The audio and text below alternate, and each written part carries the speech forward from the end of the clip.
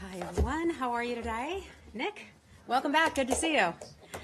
Good afternoon everyone, great to see you again. I'd like to start out today by introducing you to a colleague of mine. I assume by now many of you have been over to the U.S. Diplomacy Center, which is over on the 23rd Street side, that beautiful building over there, which is meant to eventually house a lot of historical items about the State Department and the work that we do here. I'd like to introduce you this afternoon to Dr. Allison Mann. She's the public historian at the Diplomacy Center. So think about all the interesting stuff that she gets to learn about and research in line with her job. She's here today to talk about African American History Month and an event that is taking place at the Diplomacy Center tomorrow. It is open press, so we'd like to invite you, and Dr. Mann is going to tell you a little bit about it, take a few questions if you have questions, and then I'll take over from there. Dr. Mann, go right ahead. Thank you. Hi, good afternoon. Thank you, Heather, for giving us the opportunity to present this exciting event to you. So just a little background about the Diplomacy Center. We are located at the State Department's 21st Street entrance, and the United States Diplomacy Center will be the first museum and education center dedicated to telling the story of American diplomacy, the history of American foreign policy, and illustrating the importance of American diplomacy for our nation's security and economic prosperity. Through exhibits and artifacts, we aim to inspire our visitors to explore the history, practice, impact, and challenges of diplomacy, and to honor our nation's diplomats. The center is made possible through public-private partnerships, which raise private funds in support of the center's construction, programs, and exhibits. Some exhibits will be open to the public in late 2019. And in the meantime, we're actively engaged with the American public through our education programs, social media outreach, and public programs. Tomorrow, on the 200th anniversary of Frederick Douglass' birth, we are delighted to present a program commemorating two of our nation's first African-American diplomats, Ebenezer Bassett and Frederick Douglass. Next slide, please. I have pictures. In this lithograph behind me, this is from 1883. It's titled Distinguished Colored Men. And in the period after the Civil War, African-American intellectuals entered high-level positions in the federal government, serving as senators and governors, congressmen, and U.S. ministers. Back then, they weren't referred to as ambassadors. They referred to them as ministers. And please note Douglass in the center. He's probably recognizable to you. Ebenezer Bassett is below, and he's surrounded by many more accomplished men. Former enslaved African Americans, the first graduate from Harvard, abolitionists, and writers. Next slide, please. This is a photograph of Ebenezer Don Carlos Bassett, our nation's first African-American diplomat. He was born in Connecticut. He studied at the Connecticut Normal School, and he also did pursue classes at Yale. And he was a scholar and educator, also an abolitionist, but he was also an internationalist. And he was appointed by President Grant as minister to Haiti in 1868. He was already then fluent in French. And the U.S. had established diplomatic ties with Haiti in the midst of the Civil War in 1862. And you may say, oh, well, that was coinciding with the Emancipation Proclamation. So he was not the first minister to go to Haiti, but he went there in 1868. Next slide, please. We'll also have two panelists speaking with me at the event tomorrow. This is Christopher Teal. He is a career Foreign Service officer. He's an expert on Ebenezer Bassett. And this is a picture of him talking at Yale University about the research that he's done. He published a book on Ebenezer Bassett called Heroes of Hispaniola. And he is currently doing a documentary about the life of Ebenezer Bassett. Next slide, please. And have you ever been across the river to Anacostia to Frederick Douglass's home? Some of you have. This parlor is very interesting. Frederick Douglass became minister to Haiti in 1889. He spent 2 years there. And his interaction with the Haitian people, he developed a great love for them and their culture. And you can very much see this in the Douglass house when you go. The wallpaper is Haitian-inspired, and there are several artifacts there that also talked about Frederick's time in Haiti. So it's really interesting to go visit. It's operated by the National Park Service, and they are partnering with us on this event. So that will be our third speaker that we'll have there tomorrow. And the final slide, please. This is one of the exciting things that you'll be able to see. Some of the items belonging to Frederick Douglass. This was the Panama Panama hat that he wore when he was in Haiti and brought back with him. So we'll have a few more items for folks to look at. So please do, if you can, join us tomorrow as we commemorate the diplomatic service of these very two distinguished African Americans. And I also wanted to mention that we have a new exhibit. It's just being installed today about jazz diplomacy. And several prominent African American musicians engaged in jazz diplomacy, particularly during the Cold War. And so they'll be featured there as well. And if you'd like a tour of that, please do contact us at diplomacycenter@state.gov if you're interested in looking at the exhibit. So thank you for your time. And I'll take a couple of questions. That's fascinating. Thank you so much. Well, thank you. Any questions here? Lauert. Could you explain a little bit more about jazz diplomacy and what that event is about? Yes. So jazz diplomacy was musicians who the State Department, they're citizen diplomats essentially. And so they were going over into Soviet bloc countries. It was soft diplomacy, you know, promoting jazz through music, you know, in a way to combat Soviet propaganda. And you've got like a museum or an event? So we have photographs showing them there, and they're in the Diplomacy Center at that 21st Street entrance. If you leave today, I mean, I just walked through, so a lot of the photographs are already up, but we're happy to give you a tour if you wanted to do a story on it. Please do contact us. Yeah, thank you. Thank you. Hi. Hi. Have you had this jazz diplomacy taking place anywhere else? I'm sorry, in the exhibit? No, in other parts, in other areas, in other countries? Oh, I see. I don't know if we can be in contact with us. I can give you an exact list of countries that the museum's visited. I know, for instance, there's a very famous photograph of Louis Armstrong sitting on a camel when he was in Egypt. Yeah, it was a great photo. It was an awesome photo. But I can find that information out for you. All right. Thank you. We really appreciate it.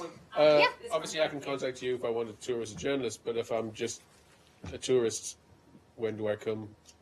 I'm just wondering to see, can members of the public To the event tomorrow, or to see jazz diplomacy? to see jazz diplomacy, all the African American exhibits? Because we're not fully open to the public yet, we're asking that the public contact us via our website so that we know that they're coming in. Okay. Yeah, so it's mostly just groups that we're doing now.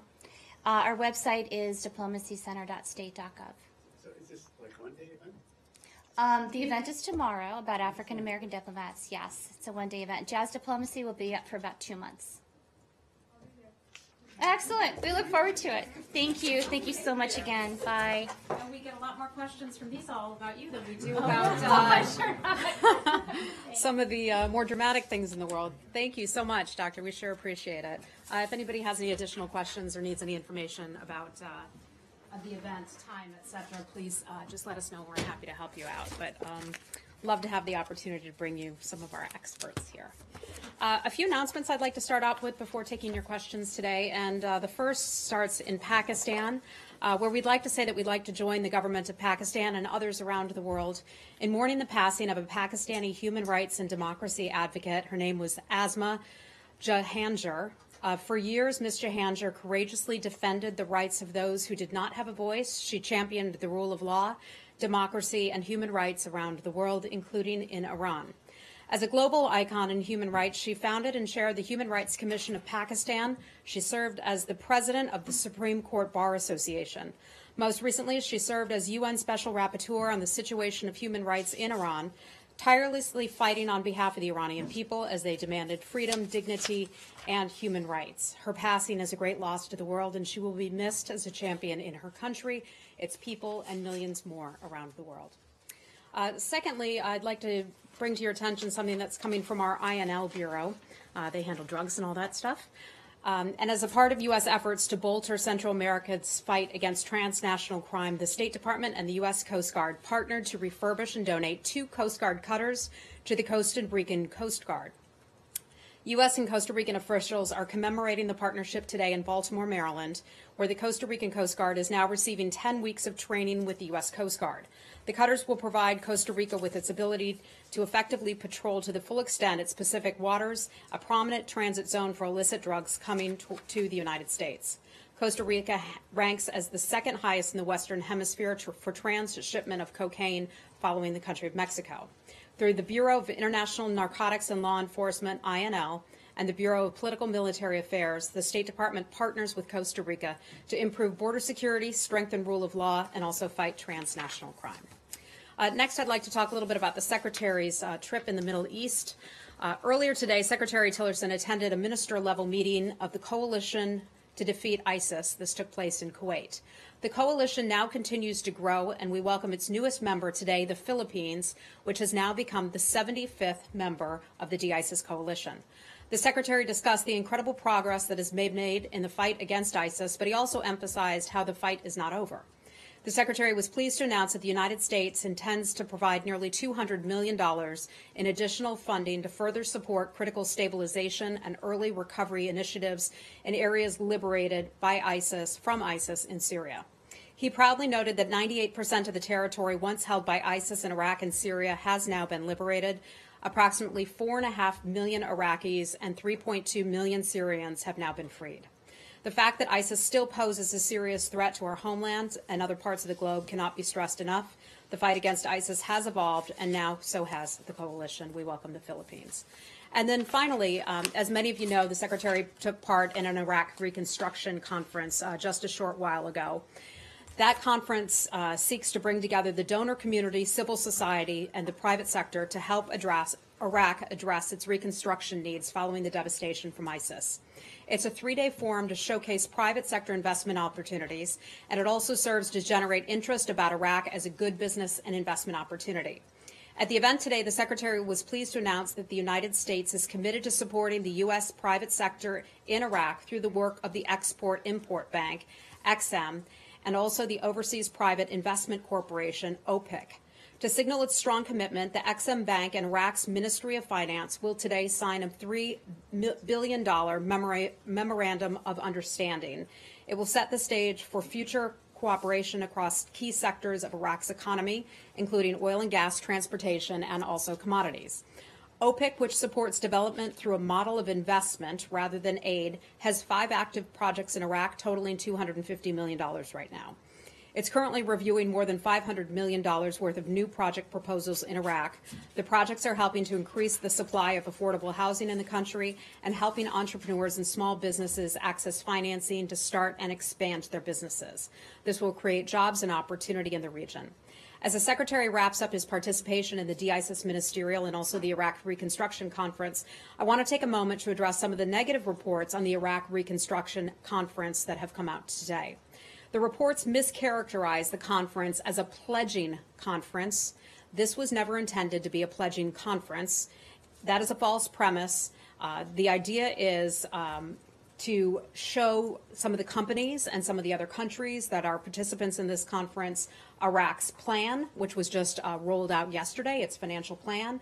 Companies and also countries can take that plan home. They can take a look at it and determine what is best for them. So again, this was never intended to be a pledging conference, but rather the initial rollout on behalf of the Iraqi government. The government of Iraq has just rolled out its 10-year reconstruction program. The Iraq government understands, along with experts who work, that these issues within the international community will take years for Iraq to recover from the devastation that was caused by ISIS. ISIS terrorists took a scorched earth approach to their occupation of Iraq. They left behind tens of thousands of IEDs and other explosive devices in homes and schools and hospitals, you name it. This requires a long-term commitment, not just from the United States. We will continue to support that, but from many other countries as well, as we stand shoulder to shoulder with the Iraqi people. And with that, I'd be happy to take your questions, and thank you for your patience. Thanks, Heather. Why don't we start in the Middle East? Okay. First of all, just briefly, I imagine you probably don't have a lot on this, but does the U.S. have any reaction to the Israeli police recommending that Prime Minister Netanyahu be indicted on corruption and other charges? Thank you for that question. The only thing I have to say about that is that the United States has a very strong relationship, not only with Prime Minister Benjamin Netanyahu, but also the Israeli government. We're certainly aware of it, but we consider it to be an eternal Israeli matter.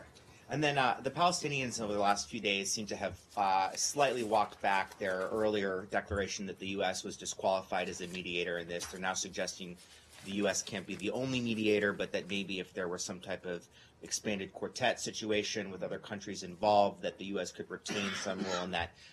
Is the U.S.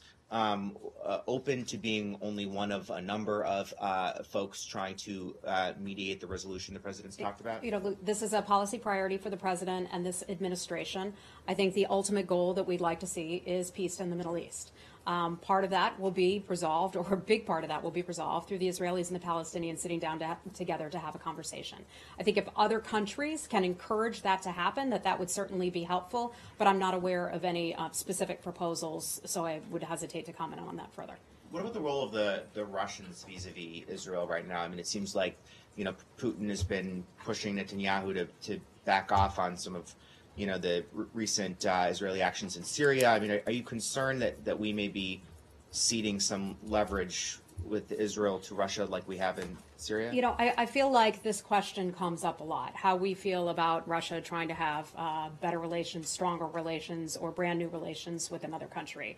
I'm fully confident, and this government is fully confident in its relationship with Israel, with the government of Israel, and with the Prime Minister, and I don't think that anything's going to come between our relationship and the Israeli governments. Heather, if I may follow up. Certainly. Well, Hi, Saeed. you have a framework. It's the quartet. I mean, the quartet is Russia, the United States, the European Union, and the United Nations. So there is a framework to negotiate a settlement. So it's there. What did you comment on that? Look, I would just say, Saeed, I'm not going to get ahead of any potential new types of negotiations or phone calls or meetings that may come into play. Okay. Let me ask you on the settlement issue a couple of questions. Sure. Yesterday, the White House denied that they were in talks with Mr. Netanyahu over the annexation of the settlement blocks. Very strongly denied it. But other than that, this administration has not really condemned or, you know, taken a very strong position against settlement building. I mean, we have seen in the last few days, just allow me for a second, for the last few days, we have seen building expansion settlements outside Nablus. Then today, the Israeli Knesset basically extended civil law over academic institutions inside the settlements, which basically makes them part of Israel. And it's like annexation by other means. I'm not aware of the last point that you brought up, but we have been very clear about this, that additional settlement activity, unrestrained settlement activity, does not advance the prospect for peace. We've also had numerous conversations with the government of Israel, where the government of Israel has said that it would take into consideration, before making decisions, the president's concern about unrestrained settlement activity. So we've talked about that a lot. We've covered that quite a bit, and so I think we've been clear about that. So you would oppose any measures that would be annexation by other means, like extending civil law over institutions in the settlement? I can be clear and very clear about this, that the idea of what you just mentioned is not something that came up between the U.S. and the government of Israel. I promise one last one. There is a Palestinian teenager, Ahed Tamimi, who is today was brought before a military court. Nobody knows what's going on behind closed doors. She's there because she slapped an Israeli soldier who was raiding her home in the middle of the night back in December. Do you have any comment on that? Yeah, I'm certainly aware of that report. Many of us here at the State Department are. I would say we're always concerned about the use of force, about any credible reports of excessive use of force. All individuals, especially children, should be treated humanely and with respect and in accordance to law. Would you call on the Israelis to let her go? Look, I'm not going to get in the middle of what is going on over there with regard to this, but just let me make it clear one more time. We are always concerned about excessive use of force, about reports of excessive use of force, especially as it pertains to children. Okay? All right. Shall we move on? Yeah, just to follow up on I did. that. Not so on the Tamimi case, but more broadly on Israel. Yeah. Obviously, the White House has taken the lead on the Israeli-Palestinian peace process, but there's a lot of other elements to the U.S. alliance with Israel. In particular, Israel is very deeply implicated in what's going on in Syria. Why isn't Secretary Tillerson going to make a stop in Jerusalem during this trip in the Middle East? Look, putting together these trips is very complicated. You have to pull together a lot of different people's schedules at the same time and make sure that they are completely in sync. As you well know, we have a very strong relationship with Israel. We have a strong relationship with the Israeli people and the government of Israel. There is no question about that. The Secretary had a 21-minute phone call with the Prime Minister on Saturday, not long after we learned about the incident that happened with the Israeli jet. I kind of liken that to my relationship with my best friend from junior high school, Julie. She lives in the Midwest. Every time I go to the Midwest, I don't get to see my friend Julie. Every time that Secretary Tillerson is going to go to the Middle East, he's not going to be able to hit every single country. But there is no doubt in the mind of the Israeli government officials or our government officials that our bond is strong. And had the Prime Minister asked Secretary Tillerson to join him there, which he never did, I imagine if our schedules coincided that we would have done that. But we were not asked to do so. Okay? Any other questions related to this? Okay, Lori, go right ahead. Yesterday, a senior State Department official told reporters that Iraqi Prime Minister Abadi would disband the Popular Mobilization Forces, yet the deputy commander of those forces, Abu Mehdi al-Mohandes, who was a terrorist involved in the 1983 bombings of the U.S. and French embassies in Kuwait, has vowed not to do so. Do you really believe that Abadi has the will and ability to disband the Popular Mobilization Forces? First, let me say that Secretary Tillerson in his meetings in Kuwait today spent a little bit of time with Prime Minister Abadi. I can give you a partial readout of that in just a minute if you'd like that. Let me address your question, though, first. We have every confidence in the Prime Minister of Iraq. He has clearly demonstrated not only his leadership, he's demonstrated his capability, his competence, and his ability in our shared fight against ISIS. I just want to be very, very clear about that. The PMF by law are supposed to be under the governance of the Prime Minister of Iraq and falling under the central government of Iraq. There are some what we would call undisciplined PMF forces that aren't always following the rules, and that's a tremendous concern of ours. So we certainly acknowledge that. All armed actors should operate within Iraq's state security framework and answer to the Prime Minister. We hope they will. Okay. But the senior State Department official in the transcript that you put out said that these forces, they would either be incorporated into the Iraqi army or that they would go home, as if the PMF structures would no longer exist. Do I understand correctly? I'm not sure. I'd have to dig down further into the details on that, of what my colleague meant by that exactly. Okay, hold on one second. I just want to try to find, Lori, the readout of that. Because the Secretary had quite a few pull-asides. If you all are interested in any specific country, I can certainly provide you that. Okay, so the Secretary actually sat down for a bilat with Prime Minister Abadi, and it's a little lengthy, so let me just read this to you. After participating in the Defeat ISIS Ministerial in Kuwait, Secretary of State Rex Tillerson met with Prime Minister of Iraq. The Secretary congratulated Prime Minister Abadi and the Iraqi people on the retaking of all territory previously held by ISIS and acknowledged their sacrifices in the shared fight against ISIS. The Secretary expressed his support for a unified, democratic, federal, and prosperous Iraq and a stable and viable Iraqi Kurdistan region as part of the Iraqi state. He commended the Prime Minister for his leadership and for its efforts to improve the Baghdad-Erbil relations. The leaders discussed ways to accelerate the critical work of stabilization and help bring millions of displaced Iraqis safely back home.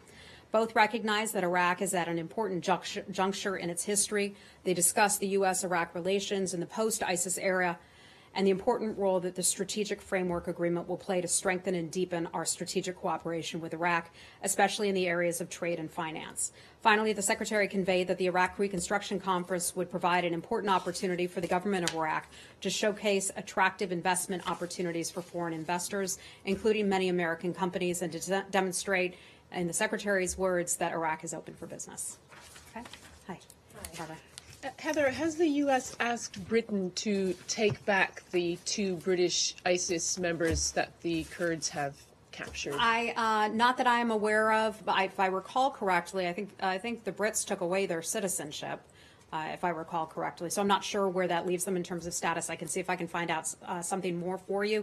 That, however, might be something that falls under the Department of Defense. Yes, because the administration seems to have made it pretty clear it wants countries of origin to repatriate and try or deal with them. I know that Secretary Mattis was talking about that today. I've not had a chance to review Secretary Mattis's comments, so I don't want to step on anything that he potentially said or change that. Do you know whether it's an area of contention? Not that I'm aware of, but again, I can look into this and try to get you some information on that. Okay, where would you like to go next? Hi, go ahead. I want to Pardon? Pakistan, please. Pakistan has recently made an amendment in its law to automatically add individuals and groups sanctioned by the UN Security Council as banned in the country. And this comes after a U.S. push to add Pakistan on a global terrorism finance watchdog list. Would the U.S. consider taking back its motion or softening its stance now that Pakistan is also changing its? Yeah, Cindy, I'm sorry, I'm going to have to get back to you on that. Let me look into that. No, not at all. Let me look into that for you. Connor, hi. Yeah. Senator Baldwin of Wisconsin has sent a letter to the Secretary about these cases of tainted alcohol in Mexico. In her letter, she says that the State Department is creating a process for collecting and analyzing over 140 U.S. citizens' stories of experiences, either injuries or deaths due to tainted alcohol. Can you confirm whether or not you guys have received the letter and whether or not you have set up such a process? Sure.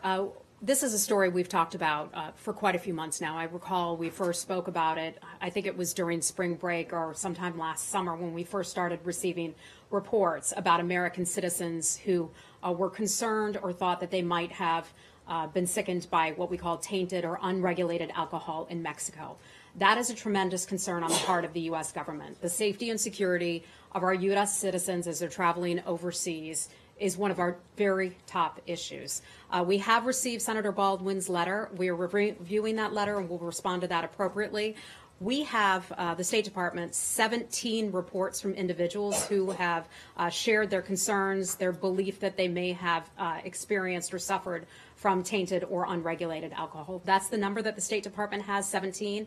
I want to be clear to everyone who may be traveling to Mexico at some point, if something were to occur where you feel that you have come in contact with this, please contact the State Department. You all have heard us before. You can contact our embassy, and we take in some of those reports. We are not able to prosecute because it is not our country. That's up to the Mexican government to do that, but we're able to at least track some of the reports.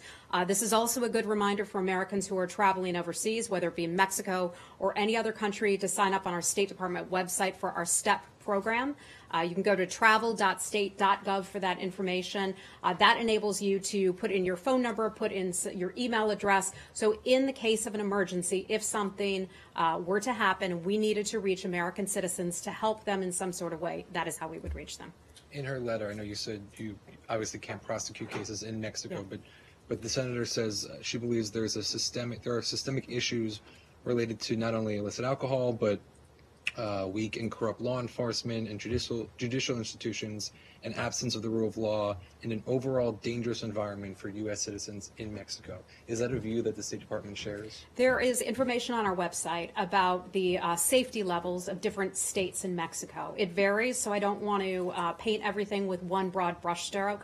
That's why I would encourage anyone who's interested in traveling to take a look at that. The vast majority of Mexico is safe. There are some spots where we've been very clear that can be dangerous, and that's why we would encourage you to go to the website, look at those specific regions, and learn more about where you intend to go. Can I just ask one last question on this? She also calls on the State Department to actually do more for Americans who have been affected. Are there any, ongoing analysis or investigations about what more the State Department could do, whether or not you have maybe not done enough in the past? Look, I think we have always and often said this, that the safety and security of Americans is our top issue. We are collecting this information. We are gathering some of those reports. We represent Americans and assist Americans when they are overseas. We would urge somebody, if they were sick, not only to contact our embassy, but to seek immediate medical attention if they feel that they have been affected by this. Okay? We have a Turkey? Yeah, sure. You all have been urging, really pleading with the Turkish government not to move their operation eastward from Afrin towards Manbij. In response to some of those calls from the U.S., President Erdogan said, to those who say if they hit us, we will respond with force, it is clear that they have never experienced the Ottoman slap. So I guess, first of all, has the U.S. experienced the Ottoman slap? I mean, do you know what he's referring to? Do you have any thoughts on, I mean, this is a relevant question because it speaks to just the really dire situation between the U.S. and this NATO ally. Tillerson's going to be there in a few days. Certainly. As you all know, Secretary Tillerson is going to Turkey, and that's where he will be meeting with our counterpart. We have had a series of high-level meetings with the Turkish government about our concerns, about the escalation of violence in Syria, in particular in the Afrin area, which, by the way, we are not operating, but nonetheless, it is a concern of ours. I think the Secretary has been very clear with President Erdogan about our concerns, about their very legitimate security concerns. We understand that Turkey, our NATO ally, has legitimate security concerns from some operating in parts of Syria. We understand that. We would like to be able to speak with them about what would be a solution that would work not only for them, but for those in Syria and the United States and others as well. I don't want to get ahead of some of the Secretary's conversations. And as funny as the comment was that you explained to me, I'm not going to respond to every foreign leader's comment, if you understand that. Okay? We can stick more on Turkey. Does that? You got it? Yeah, I mean, to your point, you said you've been talking with them about ways to address. I mean, it was, several weeks ago when they started their operation that, we were talking about some type of joint arrangement to, have some stability in that part of northern Syria. Mm-hmm. I mean, has there been any progress in that? Have you been meeting with them on it? Well, I think one of the bigger ways that we are making progress is that the Secretary is going there to Turkey himself. I think that shows just how serious this matter is and how seriously regarded. General McMaster was talking with them not too long ago. I know we've had many of our experts who are there on the ground having daily engagement with the Turkish government about this matter. This is one of the areas of deep, deep concern on the part of the administration and the U.S. government. We certainly don't want to see things violence further escalate there. So we're watching it very carefully, but I'm not going to get ahead of some of the Secretary's meetings that he's going to have. Do you have any objection to the Turks renaming the street on which our embassy is located to the name of the military operation that we wish that they were not doing? I heard that. I also heard that Russia was thinking about doing the same thing. I think that would be largely an internal matter. If a city decides it wants to rename a street something, especially in Turkey or Russia, where we support freedom of speech, they can call it whatever they want as long as it's in accordance with their own law. We're fine with that. Okay, hold on. Let's stick with Turkey here before we go on anywhere else. Dave, hold on. We'll go to Ilhan. Okay, go. Thank you. There are reports that in Turkey there is another U.S. consulate worker arrested in recent weeks, and he has been under house arrest for weeks now. Do you have any information on that? Have you been? I'm certainly aware of the situation. I don't have any information that I can give you on that at this time. One more question. Yes. Secretary Tillerson a couple of weeks ago denied that there are no work on to create border guards in Syria. Yesterday, Pentagon budget revealed that there are about $200 million will be spent on the train and equip Syrian border guards. Can you explain that? Are you trying to create these forces or not? I can tell you I had a heck of a time getting through the State Department budget. I certainly haven't read the Department of Defense's budget. I know they have a briefing on Thursday, so I'd encourage you to reach out to the Department of Defense to find out exactly what is in their budget. I know we have tremendous security concerns about eastern Syria in particular, where we are working with coalition partners to help prevent ISIS from coming back in and to eventually allow people to be able to go back into their homes where it's safe enough to do so. Dave, you had something on Turkey too, yeah. In your response to Josh's question, you said that the United States is very concerned about the rising levels of violence in Afrin, and you brought that up with the Turks. But are you, to go to the heart of his question, I suppose, are you also concerned about the rising anti-American rhetoric from the Turkish government? Okay, I think we're used to that kind of rhetoric, whether it's from the Turkish government or from other governments, and so that's why we don't get too riled up about that. We hear other governments, other foreign leaders say things about us, post things about us on social media, all of that. It's not going to get us riled up. We're sticking to the policy. But most of the other countries that criticize you in these terms are not your allies. It doesn't matter. Doesn't matter. We're not going to go there. We're taking the high road. This is something that we recognize that Turkey has legitimate security concerns. We will talk with our ally about their legitimate security concerns and also our concerns about the escalation of violence. We don't want to see civilians killed. We don't want to see people killed.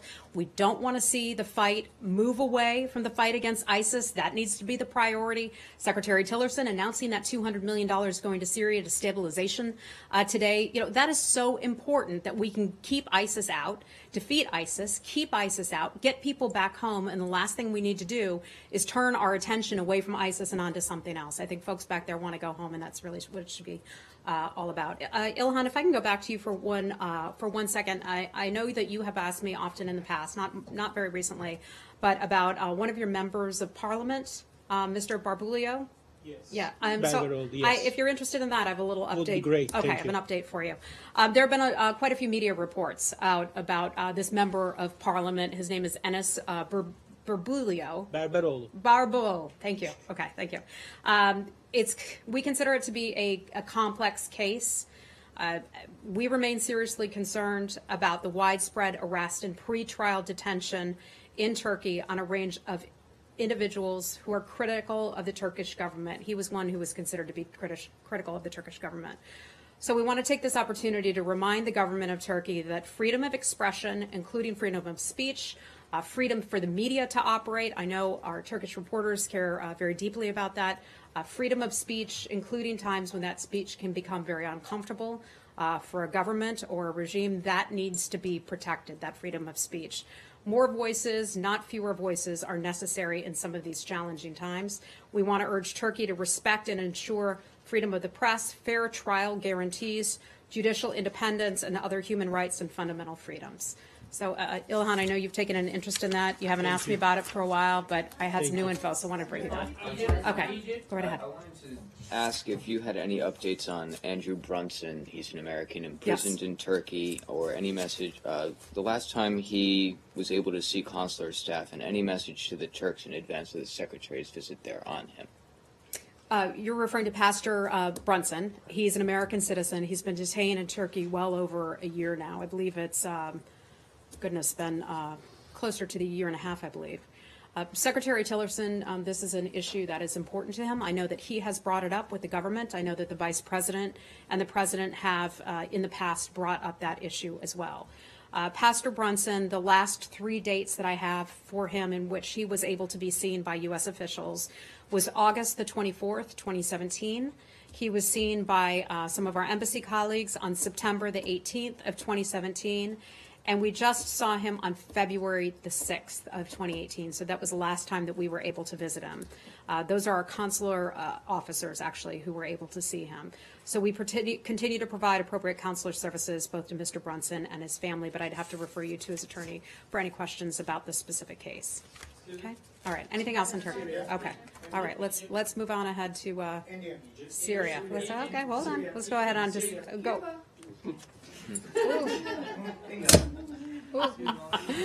Cuba. We'll take Cuba.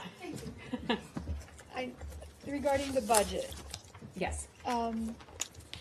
The assistance given to human rights and pro-democracy groups, supporting human rights and pro-democracy groups within Cuba, has been halved from 20 to 10 million in this proposal for the budget, given the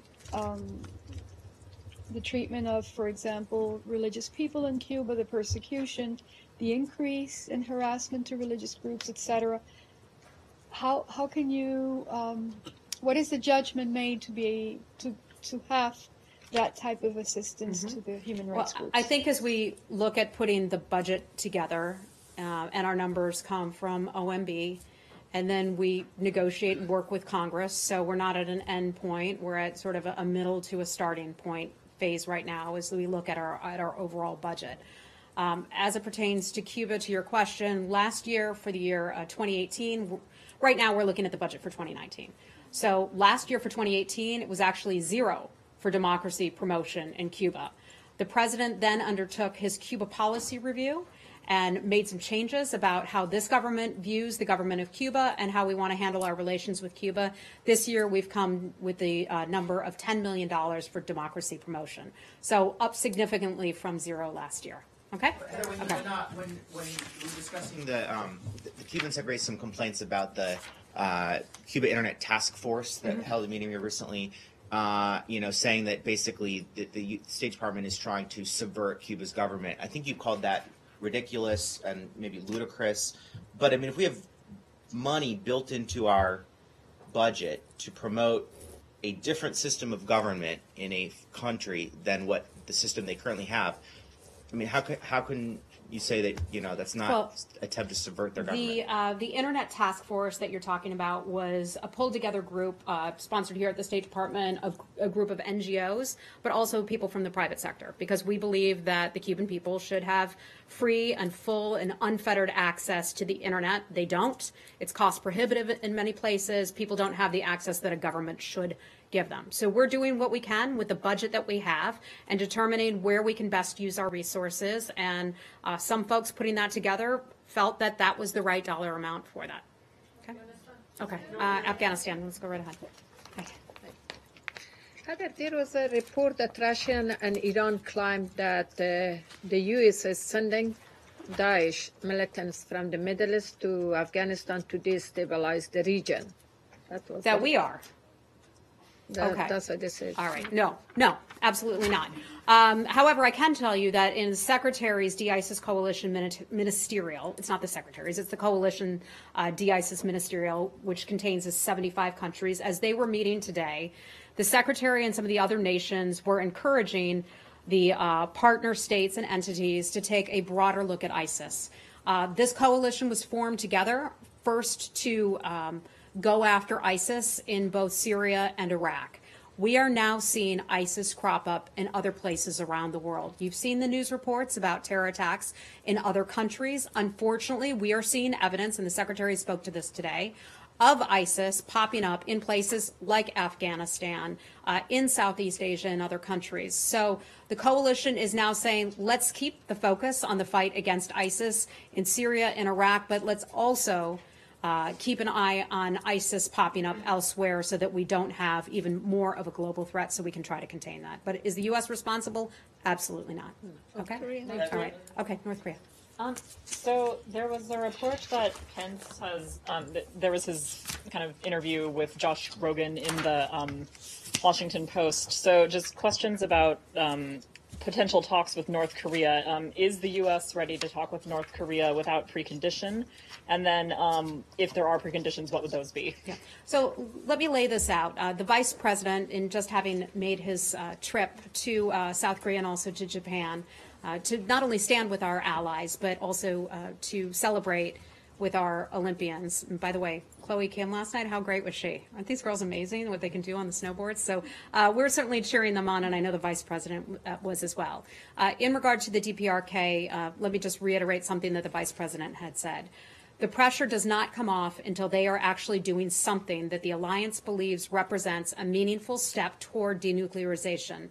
The maximum pressure campaign is going to continue and intensify, but if you want to talk, we'll talk. He also said maximum pressure and engagement can be done at the same time. So I hope that is clear. We remain in close contact with the Republic of Korea. They're a close ally of ours. We are in lockstep with the Republic of Korea as we are with Japan on these matters. At some point, we may sit down and talk. It has to be about, we are willing to get to the point of denuclearization. It's not at that point just yet. Okay. Anything else on North Korea? Anything else on North Korea? Korea. Okay. Sorry. Korea, Who's North Korea? Hey, how you doing? So you said that. So it seems to be a change in our policy because you've said many times before we're not going to talk to them at all until denuclearization is on the table. Mm-hmm. So how does that? Is that a change? No. I think part of the conversation is, look, to realize to be able to set the agenda for what you're going to talk about, and that would be denuclearization. You may have to have a preliminary chat about what that discussion would look like. But wasn't it before you're saying no chats at all? I think we've always been clear about our policy of denuclearization, and that has not changed, and we hope to be able to get there. And it's not just our policy, it's many other countries' policies as well. Hey, Michelle. I have a quick follow-up to where we began this conversation on the Netanyahu question. Okay, can we come back to that so we can stick with the issue of North Korea and everything before we move on to something else? Hey, how are you? On the comment that Pence made on maximum pressure and engagement at the same time, can you walk us through what that would look like? Well, as you well know, we don't forecast sanctions. The vice president mentioned that there may be sanctions coming forward. Maximum pressure is something that is the key part of our policy with regard to North Korea. We just noticed today that Malaysia government said it would take more steps to work to cut ties with North Korea. Thank you, Malaysia, for doing that. That is just the latest in another of many countries that has cooperated or has agreed to cooperate with the world, with many other countries, to put that maximum pressure on North Korea. In terms of forecasting any additional sanctions, I'm just not going to go any further than that, but that's something that we're always consistently looking at. So what about the engagement portion of that? I think I addressed that already. Okay. Korea. Okay. Hi. Hi. How does the State Department view South Korean President Moon Jae-in's mediating role between the United States and North Korea to start talks? You know, as I said just a minute ago, we have an ironclad relationship with President Moon, but not only with President Moon, also with Japan as well. I'd like to read for you a quote from him in which he consistently will say himself that denuclearization has to be the goal. I don't have it in front of me right now, but he's been very consistent about saying that. So we're on the same page, and we're very closely linked up with the Republic of Korea. Okay, I'll take one more question on Egypt, and then we got to go. Who had Egypt? Who had Egypt? Okay, you two, both of you. Okay, go ahead, sir. What's your name? Mohammed Al Ahmed from Al Jazeera. Hi, Mohammed. Hi. Today the Egyptian authorities arrested the prominent former anti-corruption Chief Hisham Janina, who was in charge of the elections campaign of the former military chief of staff Sami Anan, who was arrested as well.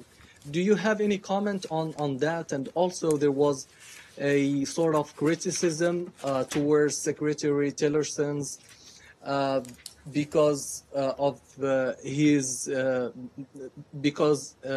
issue of human rights abuses and violations in Egypt were not top priorities during his meetings with Egyptian officials. How do you respond to that? First, I would dispute that characterization. Secretary Tillerson, in his meetings with his counterparts and also with President Sisi, brought up issues of human rights. He brought up issues of detention. He brought up the importance of holding free and fair elections where everyone is free and able to participate if they wish to do so. That is something that we discuss with the Egyptians. That's something that we discuss with many other countries around the world.